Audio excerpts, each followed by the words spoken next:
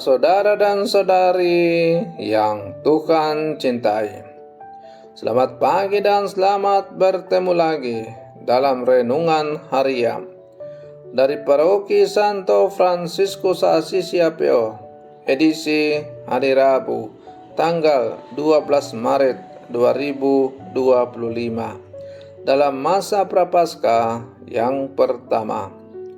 Mengawali hari yang baru ini, kita hendak mendengar dan merenungkan sabda Tuhan.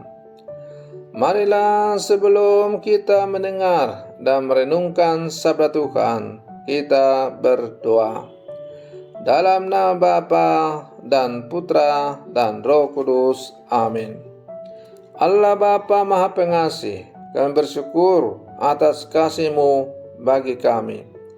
Pandanglah sembah bakti kami, umat-Mu, yang dengan menyangkal diri melakukan mati raga agar dapat menghasilkan buah kebaikan dalam jiwa raga kami. Bersabdalah ya Tuhan, kami siap mendengarkan. Semoga sabda-Mu yang hendak kami dengar dan kami renungkan untuk mengawali hari yang baru ini semakin menghantar kami untuk semakin bersatu dengan Dikau. Terpujilah Engkau Bapa, Putra dan Roh Kudus, kini dan sepanjang segala masa. Amin. Para saudara dan saudari yang Tuhan cintai, sabda Tuhan yang hendak kita dengar dan kita renungkan untuk mengawali hari yang baru ini diambil dari Injil Lukas pasal 11 ayat 29 sampai 32. Tuhan bersamamu. Inilah Injil suci menurut Lukas. Sekali peristiwa, Yesus berbicara kepada orang banyak yang mengerumuni Dia. Angkatan ini adalah angkatan yang jahat. Mereka menuntut suatu tanda, tetapi mereka tidak akan diberi tanda selain tanda Nabi Yunus. Sebab sebagaimana Yunus menjadi tanda bagi orang-orang Niniwe, demikian pula lah Anak Manusia akan menjadi tanda bagi angkatan ini. Pada waktu penghakiman, Ratu dari Selatan akan bangkit bersama orang dari angkatan ini dan akan menghukum mereka. Sebab ratu ini datang dari ujung bumi untuk mendengarkan hikmat Salomo, dan sungguh yang ada di sini lebih daripada Salomo. Pada waktu penghakiman, orang-orang Niniwe akan bangkit bersama angkatan ini dan mereka akan menghukumnya. Sebab orang-orang Niniwe itu bertobat waktu mereka mendengarkan pemberitaan Yunus, dan sungguh yang ada di sini lebih besar daripada Yunus. Demikianlah sabda Tuhan. Para saudara dan saudari yang Tuhan cintai, melalui bacaan Injil yang baru saja kita dengar, kita diajak untuk merenungkan panggilan kita untuk mendengarkan dan merespons firman Tuhan. Melalui bacaan Injil yang baru saja kita dengar bersama, Yesus berbicara kepada orang banyak tentang tanda-tanda dan pernyataannya sebagai Mesias. Ia mengingatkan kita bahwa meskipun banyak tanda telah diberikan, respons kita terhadapnya adalah yang paling penting. Kita diajak untuk merenungkan bagaimana kita merespon Tuhan dalam kehidupan kita. Para saudara dan saudari yang Tuhan cintai, Yesus menyatakan bahwa generasi ini adalah generasi yang jahat, yang mencari tanda. Ia mengingatkan bahwa hanya satu tanda yang akan diberikan, yaitu tanda Nabi Yunus. Seperti Yunus yang menjadi tanda bagi orang Niniwe, Yesus adalah tanda bagi umatnya, bagi orang-orang yang percaya kepadanya. Karena itu kita diajak untuk merenungkan sikap kita terhadap tanda-tanda yang Tuhan berikan dalam kehidupan kita.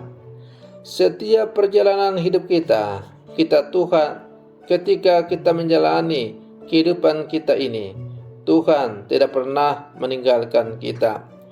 Ia selalu hadir dan berjalan bersama dengan kita dan menyatakan penyataan penyertanya itu melalui tanda-tanda yang Ia diberikan kepada kita. Karena itu, kita harus memiliki kepekaan dan kedalaman iman untuk membaca tanda-tanda zaman yang diberikan oleh Tuhan. Para saudara dan saudari yang Tuhan cintai, apakah dalam kehidupan kita mencari tanda-tanda spektakuler, ataukah kita lebih suka terbuka untuk melihat kehadiran Tuhan dalam hal-hal yang kecil yang kita alami dalam kehidupan kita sehari-hari? Para saudara dan saudari yang Tuhan cintai, selanjutnya Yesus menyatakan bahwa Ratu Selatan akan bangkit pada hari penghakiman dan akan mengutuk generasi ini karena mereka tidak mendengarkan hikmat yang lebih besar daripada Salomo.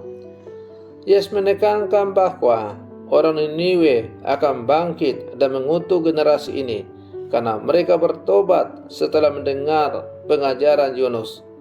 Hal ini mengingatkan kita bahwa pertobatan adalah respons yang harus diperlukan ketika kita mendengar firman Tuhan. Firman Tuhan atau sabda Tuhan bukan hanya untuk kita renungkan, bukan hanya untuk kita hafal, bukan hanya untuk kita baca, tetapi firman Tuhan itu harus mampu mengubah hidup kita.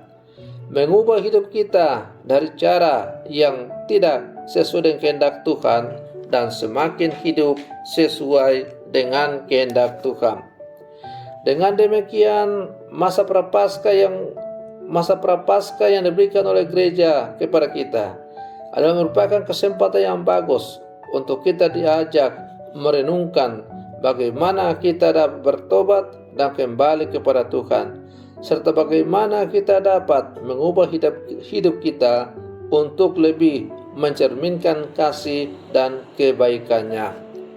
Para saudara dan saudari yang Tuhan cintai, pentingnya mendengarkan dan mengikuti sabda Tuhan, karena ia adalah sumber hikmat dan keselamatan. Masa prapaskah ini kita diundang untuk lebih mendalami sabdanya dan menerapkannya dalam kehidupan kita. Ini adalah waktu yang tepat untuk merenungkan bagaimana kita dapat lebih setia dalam mengikuti jalannya, serta bagaimana kita dapat menjadi saksi kasih-Nya di dunia ini. Para saudara dan saudari yang Tuhan cintai, kita adalah murid-murid Yesus yang hidup di zaman sekarang. Kita telah melihat dan telah diangkat menjadi putra-putri Allah melalui sakramen pembaptisan. Maka Tuhan telah memberikan kepada kita tanda yang paling ulung dari segala tanda, tanda yang paling sempurna dari segala tanda, atau tanda yang paling terakhir dan paling sempurna, ialah Yesus itu sendiri. Karena itu tidak perlulah kita menuntut tanda ini, tanda itu lagi. Cukuplah kita hidup sesuai dengan apa yang diajarkan oleh Yesus kepada kita, tanda tertinggi yang diberikan oleh Allah kepada kita. Dengan mengikuti dan menghidupi apa yang diajarkannya, maka yakin dan percaya kita akan semakin dekat dengan Tuhan. Semoga permenungan saya untuk mengawali hari yang baru ini semakin menghantar kita menjadi murid-murid Yesus yang sejati. Selamat pagi, Tuhan Yesus memberkati.